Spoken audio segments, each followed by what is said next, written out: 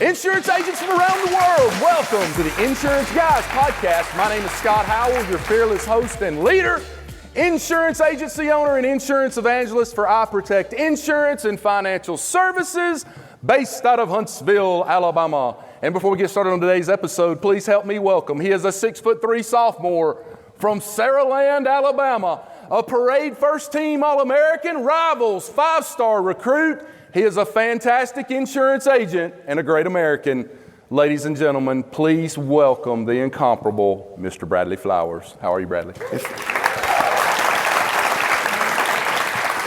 If I am 6'3", he's like 8 foot tall. Exactly. So typically after that, I talk a little bit about our mission on the podcast. Again, my mission today is to make you people more money.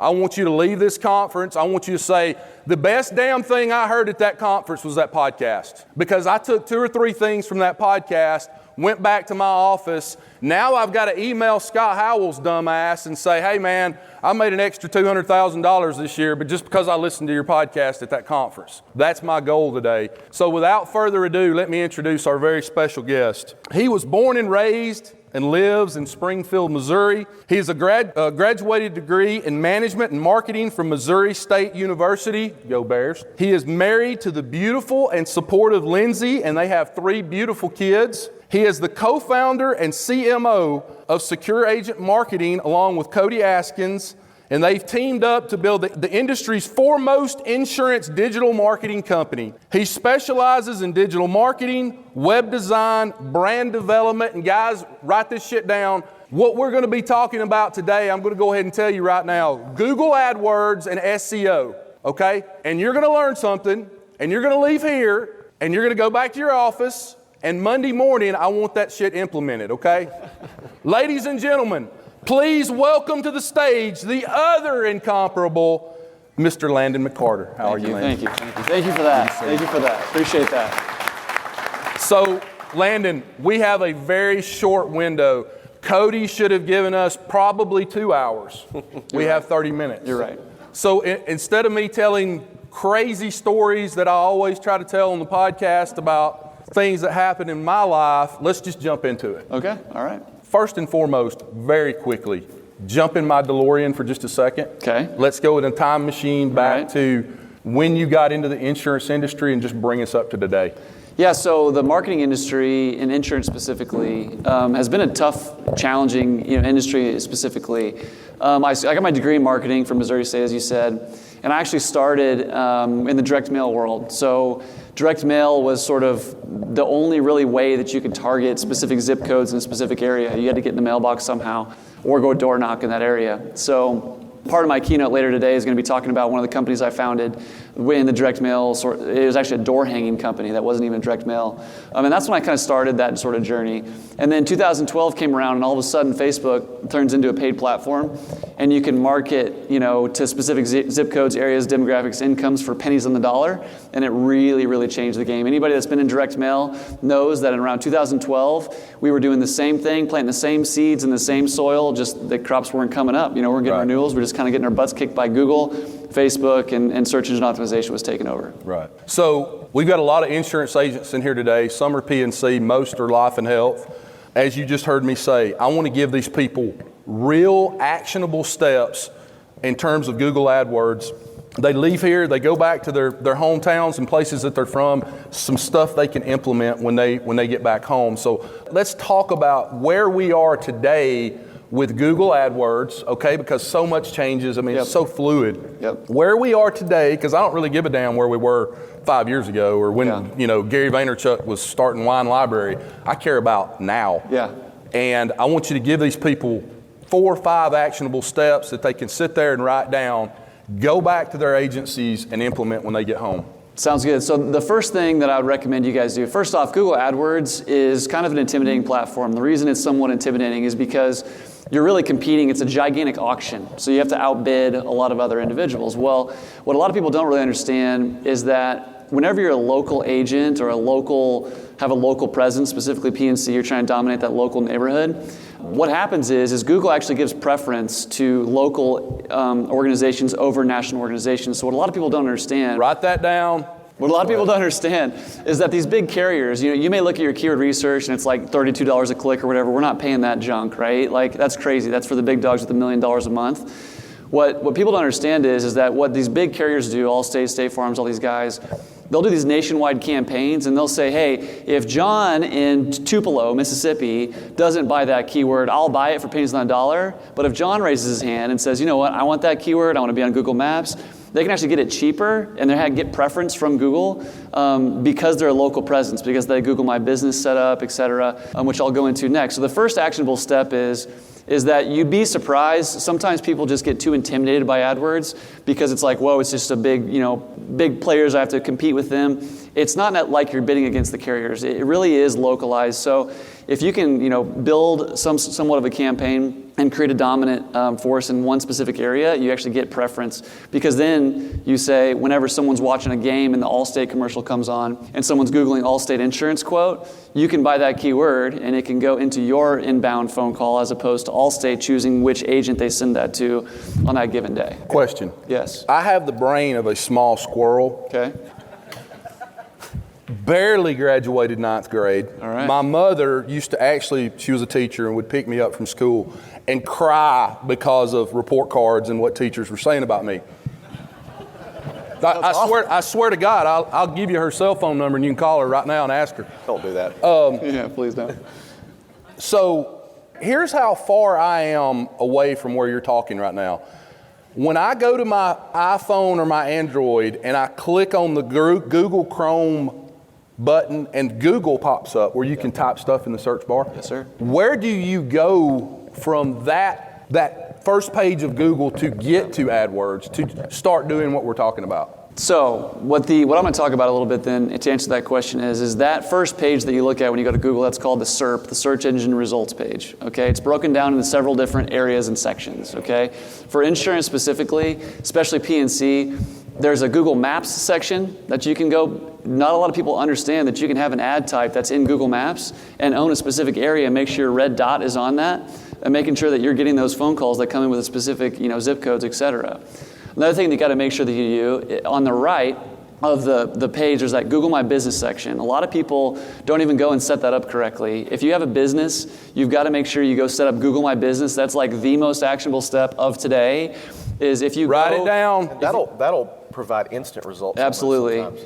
Well, and you can even implement chat functions within Google, My Business to where they can chat directly with you through that Google My Business link, and you'll be getting leads, through that if you just go set it up. A lot of people don't even have that set up.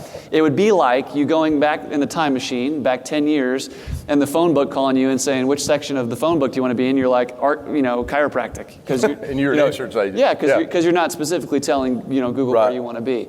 So that's how Google finds the localized, how you are that local agent in that area is a lot of things, but that Google My Business is huge. Let me ask you another question. If you're like myself and a lot of these guys here and girls, and you already have a Google business page, one thing I've noticed, and nobody's ever told me this, I'm just guessing, but when I go in monthly and add pictures of my agencies, or agents and add information, it seems like our calls start picking back up. Yep. Is that somehow... And reviews. If you have an engaged page, you will get organic leads through that page, I promise. That's just how it works. Some people don't even really...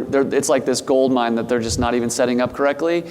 And you'll know if you Google your brand name and it's not set up, you're in trouble. Or if you Google your brand name and it's set up and it says claim this business, that means any Joe Blow can go in and claim your business. So you want to make sure that you're the one that claims that, right? In terms of competing with the carriers, Yep. the carriers are really throwing a cast net out, Yep. whereas the agents can spearfish. And Yeah. really target it and know exactly what they want. The agent's just throwing it out there at the highest cost Yep. and saying, we hope somebody comes back to us, right? You're exactly right. And then you asked where they show up. Like one of the most important things for you guys is who wants to only pay Google when we get an inbound phone call? Okay. Oh, I do. Who knew that there was a Google ad type where you only pay when you get an inbound phone call? Write this down. Okay. So we don't have to pay for clicks. You don't have to necessarily have the best landing page, because a lot of us as insurance professionals are kind of held captive to our website because the carrier provides one, or we have to do X, Y, Z, or we don't have flexibility of our own website. Well, what people don't understand is that website's probably not going to convert as good as if you had control. So let's just bypass that whole thing and just pay for only whenever we get phone calls, right? This does another thing as well, because you can put call tracking on that as well. Export a spreadsheet, look at exactly how many times people called you through that, the duration of the call. You can record the calls. So if you're ever wondering how your intake professionals are handling those inbound calls, you can record those, do training moments. There's a lot of opportunity you have to be able to set that up correctly. What are you looking at cost-wise for something like that, especially compared to some of the other per call things out there? Yeah. It really depends on the type of insurance that you have. But I mean, you can start low and go up. I like to think of budgets as how we should structure the cost. Google will tell you that you probably shouldn't spend less than $1,000 a month on Google. Of course they would. Yeah. Those dirty, greedy people. No, the reason it's set that way is because you have a daily budget, and every time someone calls you, it's going to eat away from that daily budget. So if you have a $300 a month, AdWords budget, your budget's going to be ate up in 4 days because you're going to get those calls. The calls are going to eat up your budget, and you're not going to really be live for most of the month. You're not going to learn much. So what I would recommend is save up $3,000 if you can until you're ready to spend that, and then go 3 months in a row. And by the end of 90 days, if you work with a Google AdWords professional, you should be able to find what I call the floor of your cost per conversion, your floor of your cost per call. So if we're getting 12 inbound calls for $14 each, you can run those numbers. How many policies did you write? You can back out your ROI that way. If you're not looking at Google AdWords that way, you're just throwing money into a bottomless pit. So $3,000 saved and then $1,000 a month for 3 months. At least, okay. just to get going. And that's just to see if it's viable for you, which it will be, but that's what I would recommend. What were you telling me the other day when we were talking on the phone and I nearly drove off the road, where you're like, hey, you can buy your competitor's keyword. And what? So tell them that. Because Scott said Bradley just hung up the phone. I was like, Bradley just hung up the phone. He said he'd call back in just a second. Well, the key is that you can go to Google and buy whatever keyword you want. And so there's these carriers that are spending millions and millions of dollars every month on marketing and branding. If you go right now to your phone and Google State Farm insurance quote, you're probably not going to see only State Farm on that list, okay? You're going to see Allstate, some other guys as well. Well, if you're a local agent where that phone was just Googled, you can actually get priority in that local area to drive that phone call, to skip State Farm, skip Allstate altogether, because you're a local agent that can get that phone call. So, you can also buy your competitors' keywords. The only thing I would recommend is sometimes that can be like a budget buster, because sometimes they're actually trying to call your competitor and they're like, well, I was trying to call John, not you, click. So you got to be careful with that. You got to be aggressive. Or you just got to answer the phone very strategically. Yeah. What about, long tail words, keywords versus short? I know that's kind of going in another direction. Yeah, no, that's great. So the main thing that I want to try and communicate on Google AdWords is the reason that people think Google AdWords is so expensive is because Google AdWords has made it really easy for their complex platform to be able to spend money. So what they have created is this thing called AdWords Express, and AdWords Express basically pushes all these people to the same keywords. Well, what happens in an auction if you're all bidding on the same thing? Right. Okay, so what Google does is they push these people towards the same keywords, where there may be actually just as valuable keywords, just different variations of that. So like life insurance quote near me, life insurance quote in Tupelo, best life insurance company in Tupelo. Would you encourage people to use the Google AdWords Express or? No. You want to work with a professional. And here's how it should work. In my opinion, this is the best way to look at AdWords. With any campaign, you can just allocate $1,000 a month. Okay, that $1,000 a month will do one thing. You can build out hundreds of different ad types, keywords, and different campaign types. So you can throw out the different ad extensions, call campaigns, Google Maps, whatever. Throw it all in the pot. Okay, in the first week or two, these ads will start separating themselves into three main groups. You've got your bottom tier that got clicks with no conversions, meaning no calls, no leads, whatever. Boo. But you got clicks, right? Okay, we got clicks. Then you got your middle tier that got clicks, but it was a low conversion rate predominantly. Nothing special. Yeah, I got some conversions, but it was $120 a conversion, not worth it. Then you got your top tier, right? This is the bread and butter. This is what got you all the quotes. This is what got you, to be successful and get you a return on investment. So what good AdWords professionals will do is they'll cut the bottom 2/3 of those ads all together and build out an additional 2/3 of ads around the principles that cause the top third to succeed. Do that 100 times, and that's how you find the floor of your cost per conversion. Do you see what I'm saying? So it's just a methodical process. So the crazy thing is Google AdWords works so well that so many jokers that have a MacBook in their mom's basement is an AdWords professional, Right. and they'll set up a campaign with the basic keywords. They're bidding against all the kings that are already doing this. They're throwing their money Keyword away. insurance. Yeah, keyword insurance, insurance near me or whatever. It's like, dude, you're paying $40 for that keyword. Like, what are we doing here, you know? So what you can do is you can get to the point where you can find the floor of the cost per conversion. Then you figure out if you're going to drive that ROI or not. You know, if you don't want to do it anymore, that's a real decision to be made only until you're at the floor of cost per conversion. Deep dive on the importance of tracking everything methodically with something like this, especially since something like Google can get so out of hand in terms of Something cost. I'm horrible at. I don't track anything. Well, so I got my degree in marketing. And my professors taught us, half your marketing will work, half your marketing won't work, you just don't know which half. Okay?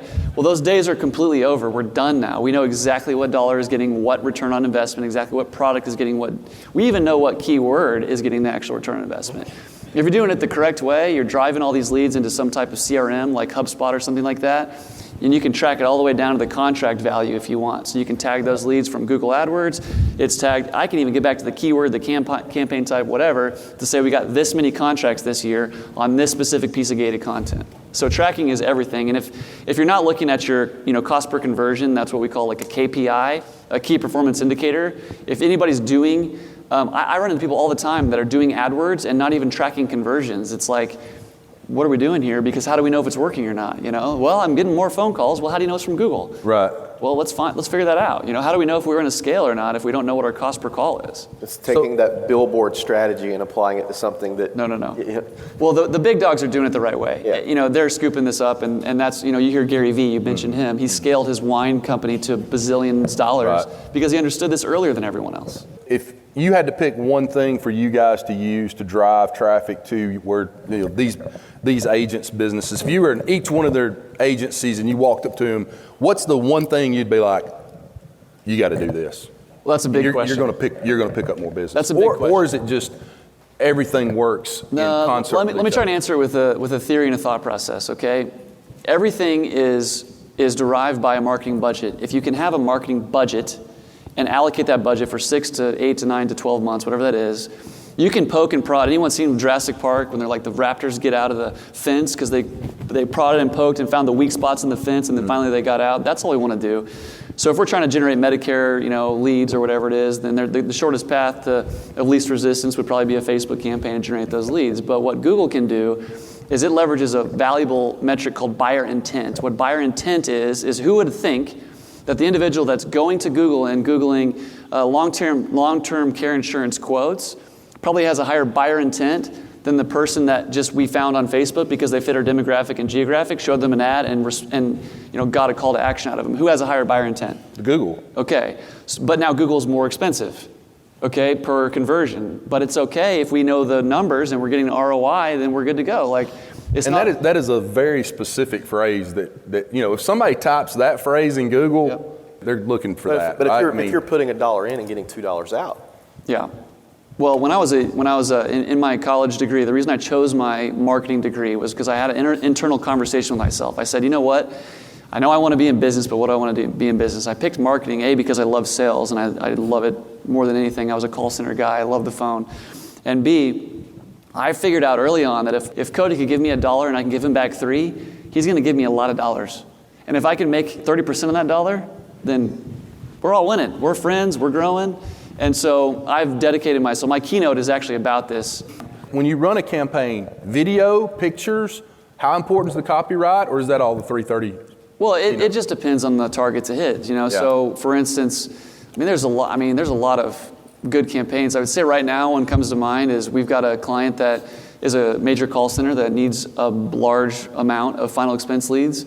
I'm going to go through this case study later, but they need about 24,000 leads a month. We're generating those for about $100.76 each. The closing rates are great, and we feel like it's a good fit. But I would say that's a really successful campaign. When we started with these guys, we were at like $4 a conversion. Now we're at $1.76. So when you do a campaign, and I do a lot of online campaigns as well, different platforms. I had one I launched yesterday that I thought, man, this is going to kill. Yeah. And I was just testing it. It wasn't officially going out. It was, small budget. And I looked, I had zilch. Yeah.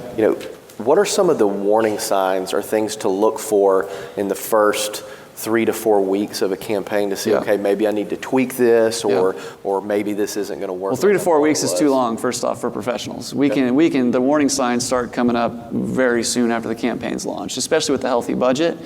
So, I would say just A/B test everything. The greatest thing about Google and Facebook and all these different types of ads is you can A/B test and figure out what's working. And just adjust and pivot towards what is working and cut what isn't, because we don't have to really worry about it. Yeah. Do you start with the goal in mind and work your way backwards, or do you get the idea for the ad, what you're going to put out, and say, what are we going to get from this? Insurance marketing is lead development and branding along the way. If you look at it different, you're looking at it completely wrong. Your KPI, your key performance indicator for anything you do on insurance marketing, whether it's a mailer, a trade show, whatever it is, you've got to take your advertising spend, look at how many leads you generated from that, whatever that is, trade show, whatever it is, and look at your cost per lead. If I was to ask you guys, what would you be willing to pay per lead? Would anybody be able to comfortably say, this is what I'm willing to pay? Probably not a lot of people. Well, that's a problem in 2019 because we can know those numbers. There's certain people in this audience that I could know, and they'd be like, here's what I'd pay. If you come to me with the triple the lead, then what are we even talking about? Brian Askins is going to speak later. He does insurance, like event marketing for like events. He knows exactly how much he's got to spend to get exactly 100 people in the room. And out of those 100 people in the room, he knows exact presentation he's going to need. And he closes and gets yeses from 9 out of 10 of the people that show up to that room. He knows exactly what he's paying per lead. So when it comes to cutting that check for marketing, it's not a hard check to cut because it's just a numbers game. Right. You mentioned branding. Yeah. How important or unimportant.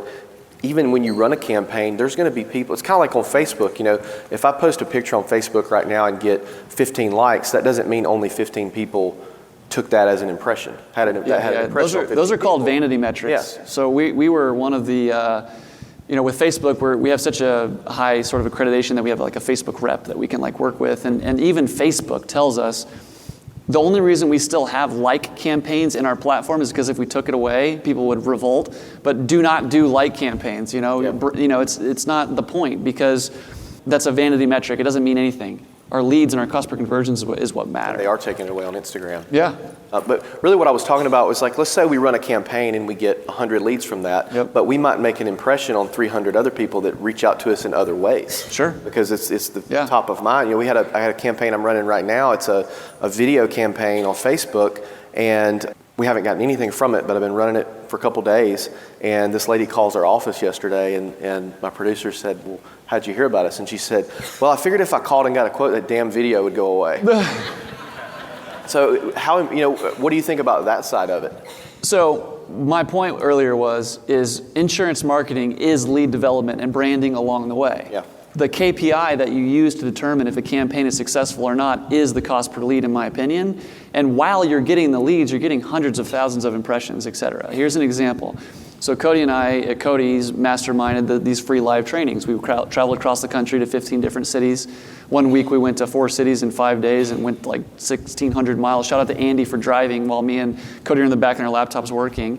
But we had to spend, I think it was $2,000 per event to get, I think it was 120 reservations. We had 3 phone calls that called the day they registered, 2 days before, and day of. And of those phone conversations, we had 50 that actually confirmed, and then of that, we'd have like 35 that would show. So we knew exactly we could back right into our budget per event, and we just knew how to replicate that. But imagine like trying to do that with traditional media or something. Like, how would you even do that? Would you try and direct mail somewhere and hope someone showed up? Or it just doesn't. That's why digital marketing is winning. It's not that traditional media is bad. It's a marketing mix for a reason. It's just overpriced. Well, it is. You can't track it. There's a lot of direct mail campaigns that I love that work. Like, it's not about one's better than the other. It's just that digital should be a portion of your budget. Right. And typically, digital gobbles up a lot of the budget because it's got transparency and clarity on what it's doing. Right. And the other stuff is kind of like, well, I think it's working. I heard at church Sunday that they saw my commercial, so it must be working. We had a Scott Tyndall on our podcast a couple of weeks ago, and we started talking about ROI, community involvement. How do you get that? How do you come up with that clear ROI that you can get with social media and digital? You can look and see, where I'm spending my money. Is it working? Is it not? Some things you do, billboards, community involvement, the ad in the local football program or whatever. You can't wrap your arms around that quite as well. I got one other question for you, and then I want to move on to SEO for just a second. Good. This morning, right before I walked in here, a girl calls me on my cell phone. She's with Google. And she says, hey, Scott, my name's... You got a call from Google? Really? That's so weird. Well, here's why. So last year, I did what was called a Google Street View. Okay. Local rep comes in, they do a 360 panorama of my office, inside, staff, the whole thing. They put that on Google. And so I guess she figured out I had moved one of my offices and they're coming in August 16th. Do you feel like doing something like that? It's like $465 a year. It is worthwhile. I would say I need to understand your rate card, but I would say at surface level, what you said, sure. Yeah, right. Doesn't hurt. Yeah. Well, and Google they are owning the digital marketing space. Facebook, and I'm going to talk in my keynote about a move that Google is making right now that probably none of you guys know about, that is going to change the final expense and the insurance lead development game. Trust me, it's going to be as big as when Facebook became a paid platform. I'm going to roll that out at 3:30. I need to be here for that. But YouTube and Google, does anyone know what the second largest search engine in the world is? YouTube. Okay.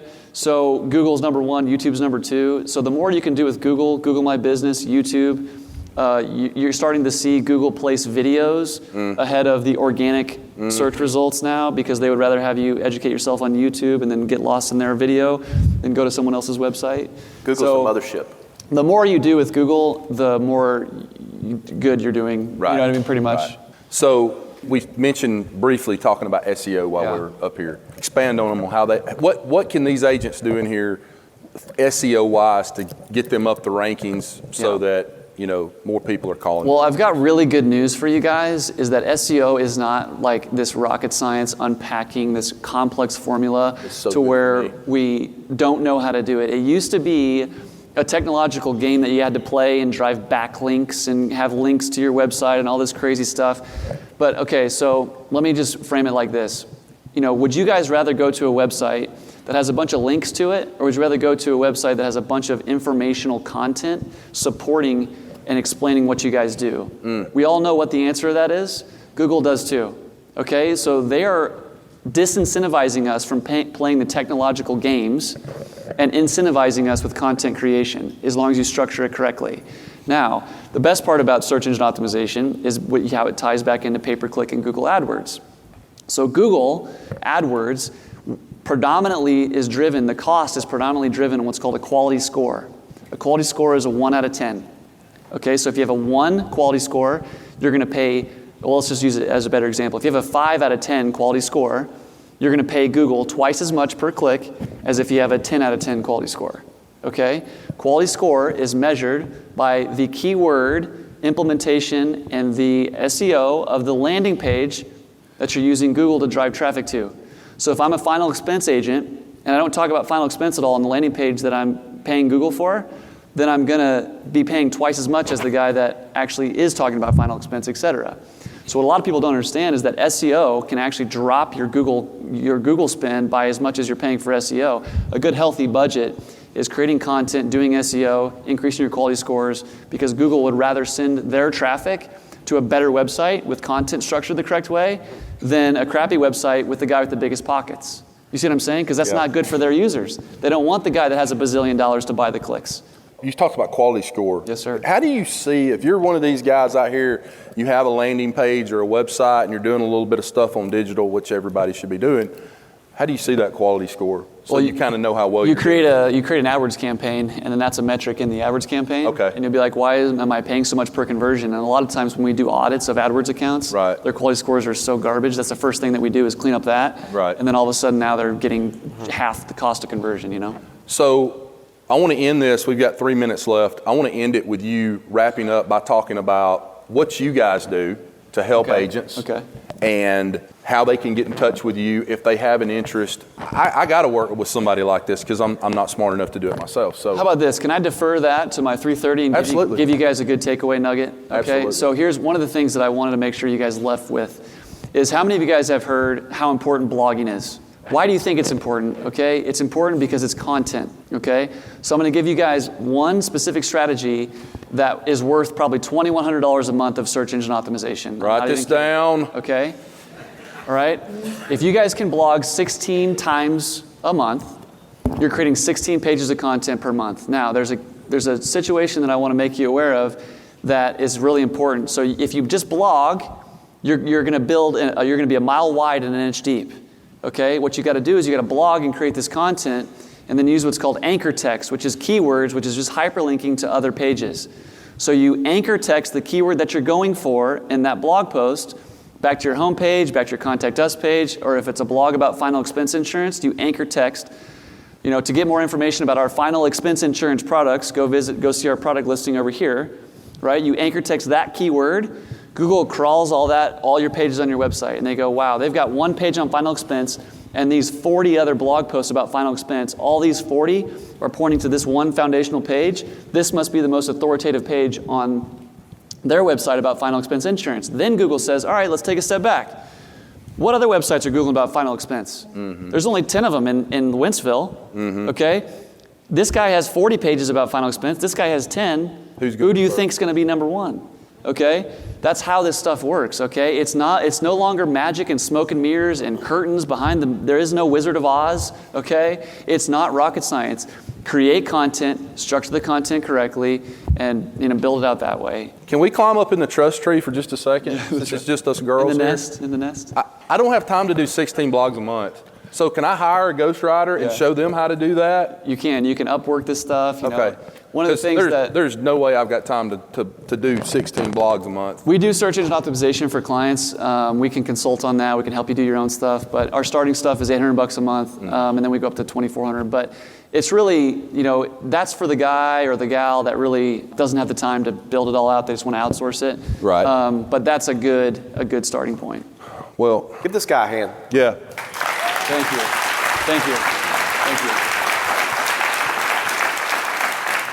Guys, it is our time to leave, but I want to leave you with this. First of all, thank you so much for allowing Bradley and I the opportunity to be here today. We love you all. If you want to listen to the podcast, iTunes, Spotify, SoundCloud, or just go to the website, theinsuranceguyspodcast.com. Thank you guys so much, and thank you to Cody for letting us be here today. Rewards come from action, not discussion. Get your ass out from behind that desk and go build relationships with people. Get in the boat with people. Love people. Write good business for the companies that you represent, and write good business for the agencies that you represent. Thank you. Have a good day. Thanks for listening to the Insurance Guys podcast. If you need to know more about me or you need to get in touch with Scott, you can always reach me at theinsuranceguyonline.com or email me at iprotectins@gmail.com. And if you need to get in touch with Mr. Bradley Flowers, go to bradleyflowersinsurance.com or email him at bradley@saralandinsurance.com. Guys, we love you. Thank you so much for listening. We look forward to being with you again real soon on the next episode of The Insurance Guys. Take care.